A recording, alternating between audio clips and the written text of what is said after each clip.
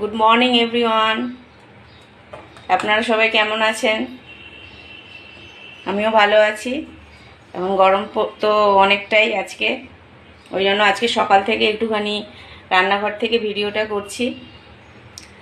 আজকে যেহেতু শনিবার, তা সেই জন্য আজকে সকাল সকাল তাড়াতাড়ি উঠে ঘুমটা ভেঙে যায়, তো গরম তো ঘুমটা ভেঙে গেছে, ওই জন্য তাড়াতাড়ি উঠে আগে ব্রেকফাস্টটা সেরে নিয়েছি।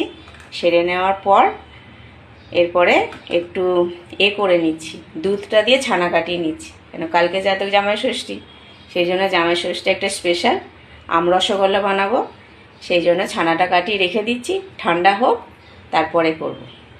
তো ওই জন্য সকাল থেকেই আজকে রান্নাঘরে ঢুকে পড়েছি। এবার সকাল থেকে ভিডিওটা অল্প করে নিলাম। দেখুন আমি এই যে দুধটা থেকে ছানা, আমি লেবুর রসটা দিয়ে এই যে ছানাটা পুরোটা আর কি কাটিয়ে নিলাম। এবার একটু ফুটে গেলে গ্যাসটা অফ করে দেব।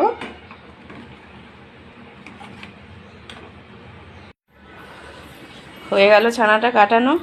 এবার একটু ফ্যানের নিচে বসি। সকাল সকাল উঠলে দেখবেন অনেক কাজ হয়ে যায়, ভালোও লাগে।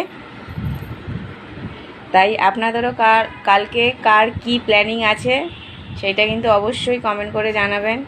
আমাদের প্ল্যানিং তো অনেকটাই আছে, দেখা যাক কি আর করা যায়। অনেক কিছুই ভেবে রেখেছি, তারপরে কালকে সব শেয়ার করব। আজকে তো এগুলো আস্তে আস্তে করে নিই। তাহলে চলুন, তাহলে আমি এবার করি, একটু ছাদে যাই, ছাদ থেকে জামা কাপড়গুলো মেলে দিয়ে আসি, এসে তারপরে জলখাবারটা খাবো। তাহলে টাটা।